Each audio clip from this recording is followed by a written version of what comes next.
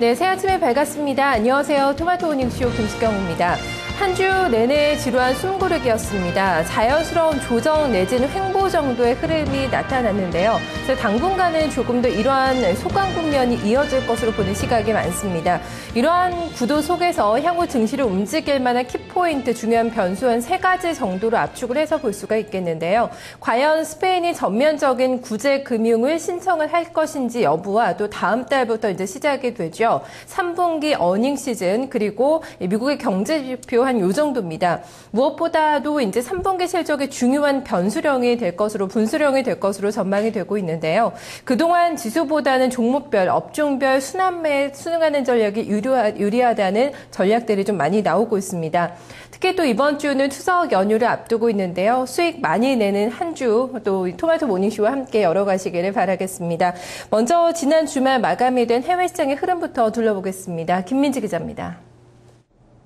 네, 지난 금요일장 뉴욕 증시 또다시 혼조세로 거래를 마쳤습니다. 미국 쪽에서 중요한 경제 지표가 나오진 않은 가운데 유럽 쪽에 좀 포커스가 맞춰진 모습이었는데요. 다우존스 지수가 이날 0.13% 하락으로 S&P 500 지수도 0.01% 하락했습니다. 나스닥 지수만이 상승권에서 마감됐는데요. 0.13% 상승하면서 이날 거래를 마쳤습니다. 주간 단위로 보신다면 3주 만에 하락세가 포착된 것이고요. 다우존스 지수의 하루 동안의 흐름을 좀 자세하게 살펴보도록 하겠습니다. 전일과 다르게 상승 출발하면서 이후 상승폭을 좀 늘려나가는 모습이 오전장에는 포착이 됐습니다. 파이낸셜 타임즈를 통해서 스페인 정부가 유럽연합 측과 이 구제금융 세부 조건에 대한 논의를 하고 있다라는 보도가 흘러나온 점이 투자심리 개선으로 이어졌습니다. 하지만 오후장 들어서 차익 실현 매물이 나오면서 좀 부담으로 작용했고요.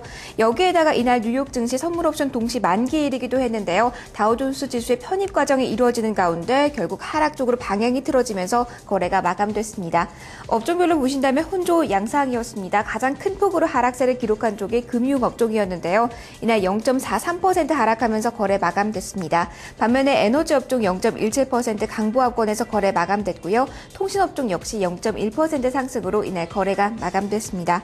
다우존스 구성하는 30개 종목 가운데 코카콜라가 가장 큰 하락률을 기록했습니다. 1.58% 하락으로 거래 마감을 했고요. 알코아, 캐터필러 등 원자재 관련주, 그리고 JP모간 체이스와 뱅크 오브 아메리카도 모두 하락권에서 마감됐습니다.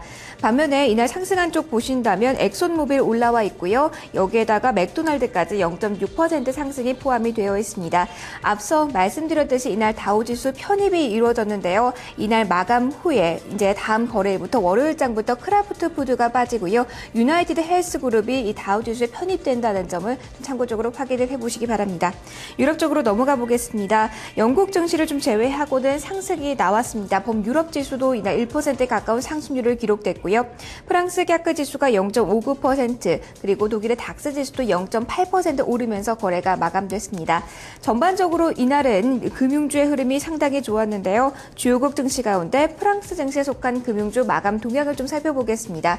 이날 금융주가 상승률 상위 종목에 대거 포진이 돼 있습니다. 크레딧 아그리콜이 2% 넘게 오르면서 이날 거래가 마감됐고요. BNP 파리바 역시 1.93% 상승으로 거래를 마쳤습니다. 지금까지 해외 증시 마감 동향 확인해봤습니다.